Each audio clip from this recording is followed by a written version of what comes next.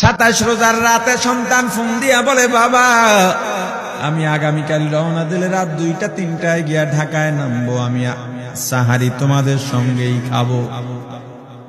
মা বসে আছে, মায়ের সন্তানের বাবাও বসে আছে, সন্তান আসবে। রাত্র 2টা-3টা হয়ে গেছে, সাহারির সময় হয়ে গেছে, সন্তানের খবর নাই। শেষ টাইমে মা বাবা সাহারি খেয়ে ফজরের নামাজ পড়ে দরজার মধ্যে অপেক্ষা করতেছে, সন্তানের খবর নাই। 8টা, 9টা, 10টা বেজে গেছে, মায়ের মনটার ভালো লাগে না। স্বামীকে ডেকে বলে, স্বামীরে আমার সন্তান কই, আমার মনটা ভালো লাগে না, একটা ফোন লাগাও। স্বামী ডাক দিয়া বলে, চিন্তা করো না, ঈদের সময় যানজট থাকতে পারে, চলে আসবে। কিছুক্ষণ পর বাবার মনটাও ভালো লাগে না, বাইরে নেমে পায়চারি করতেছে। হঠাৎ করে একটা ফোন চলে আসছে। সন্তানের ফোন দেখে বাবার সে কি আনন্দ। ফোন রিসিভ করে যখনই সালাম দিল, অপর প্রান্ত থেকে সালামের উত্তরে সন্তানের কণ্ঠ পাওয়া যায় না। বাবা ডেকে বললেন, বাবা তুমি কে? এটা তো আমার সন্তানের কণ্ঠ নয়, তবে মোবাইলটা আমার সন্তানের। ওপার থেকে ডাক দেয়া বলে, আপনি কি এই লোকে, এই মোবাইলওয়ালার বাবা? বলে, হ্যাঁ। আপনি এখনো বাড়িতে কি করেন? আপনার যেই সন্তান ঢাকা থেকে গাড়ি নিয়া 2500-এর দিকে রওনা দিয়েছিল, ওই গাড়িটা 2500 পৌঁছতে পারে নাই। পথিমধ্যে সংঘর্ষে রাস্তার মধ্যেই অনেকগুলো মানুষ মারা গেছে, অনেক যুবকও তার মধ্যে আছে। রাস্তার পাশে সাদা কাপড় দিয়া ঢাকা। দেখেন আপনার সন্তান এই লাশের মধ্যে আছে কিনা। মোবাইলটা আমি রাস্তার পাশে পড়ে পাইলাম। বাবা পাগলের মতো একটা দৌড় দিছে। মা মনে করছে সন্তান বুঝি কাছাকাছি চলে আসছে।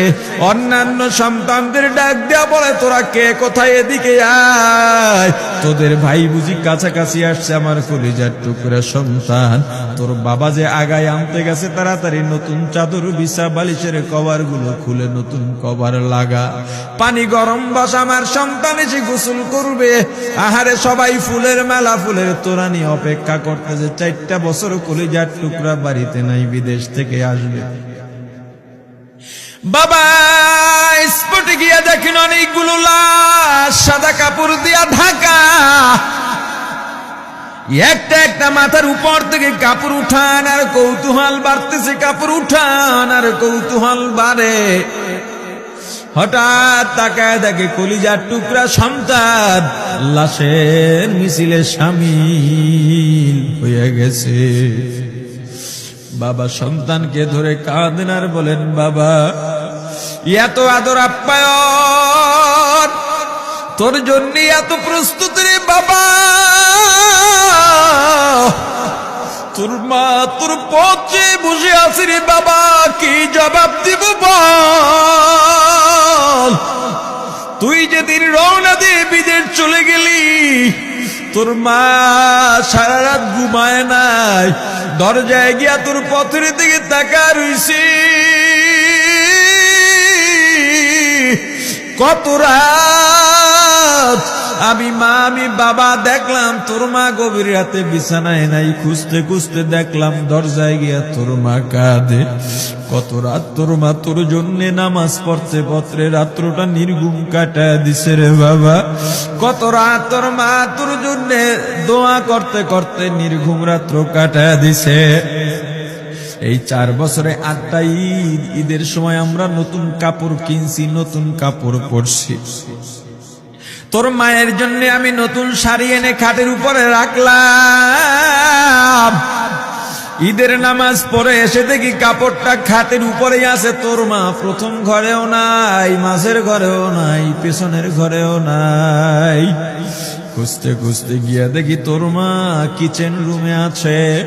ওই নাস্তা নাড়াইতেছে, দুধ নাড়তেছে, দুধ উতলাইয়া পুইরা যাইতেছে, খবর নাই। আমি তাকায় দেখলাম তোর মায়ের 2 চক্ষু দিয়া টপ টপ করে পানি পড়তেছে। ডাক দিয়া বললাম, ওরে বিবি, ঈদের দিনে তুমি কেন কাঁদো? তোমার জন্য শাড়ি আনলাম, সেটাও কেন পরলা না? তোর মা জবাব দিয়া বলছে, রে স্বামী গো, আপনারা যখন নামাজের জন্য রওনা দিয়া গেলেন, আমার অমুক সন্তান আপনার সঙ্গে যায় নামাজ দিয়া নতুন পোশাক পরে নামাজে রওনা দিয়েছে, কত সুন্দর লাগছে দেখতে। হঠাৎ করে তাকায় দেখলাম আমার কলিজের একটা মানিক আপনাদের সাথে নাই। আমার মনটার ভালো লাগে না, আমি ফোন দিলাম আমার মানিকের কাছে। ফোন রিসিভ করে বলে, মা নাস্তা বানাইছি, খাইছি, এখনো ছুটিতে আছি, আনন্দ করতেছি, ঘোরাফেরা করতেছি, কিন্তু আমি মায়ের মন। আমি বললাম, বাবা তুই আমাকে পেটে ধরিস নাই, আমি তোকে পেটে ধরছি।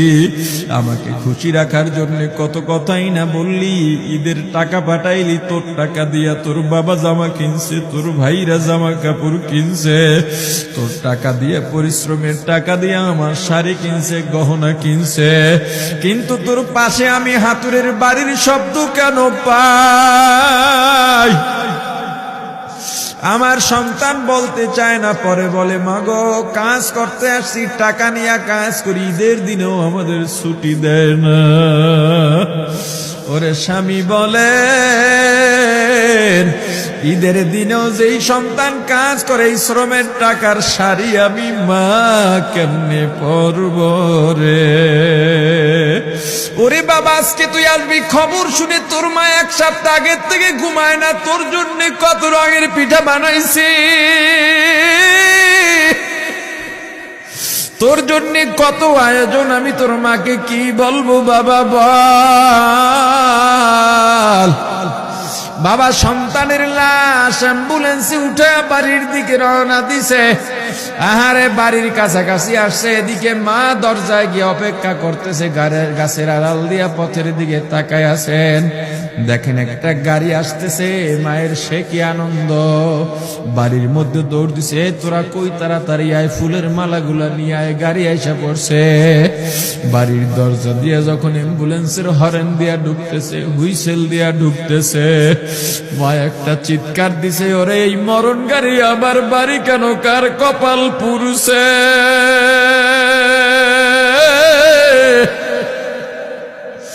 অ্যাম্বুলেন্সের দরজা খুলে তাকায় দেখে কলিজার টুকরা সন্তান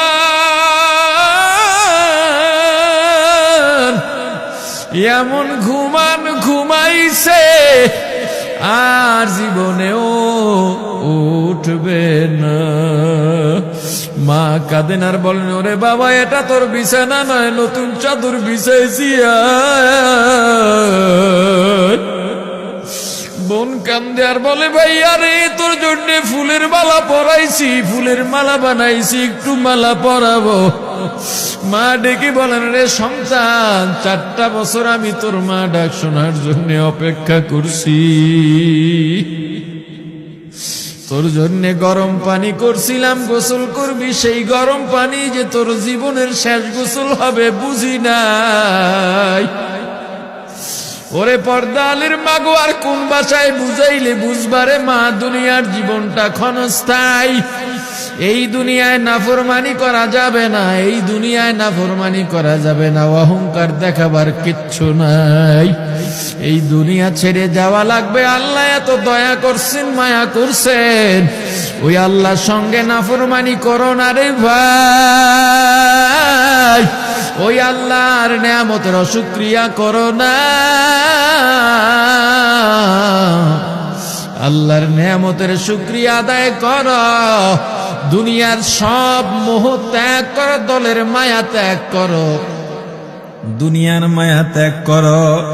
এ আওয়ামী লীগ বিএনপি যারা করো, ক্ষমতায় যারা বারবার যাও, ক্ষমতায় তোমার দল গেলেই তুমি দাপট দেখাও, যুবকরে তোর 2টা পা ধরা লাগলো, পা ধরো রে ভাই, এই ক্ষমতা কিচ্ছু না, দাপট কিচ্ছু না, ওই কিয়ামতের ময়দানের নাজাতের চেয়ে বড় দাপট আর কিচ্ছু নাই।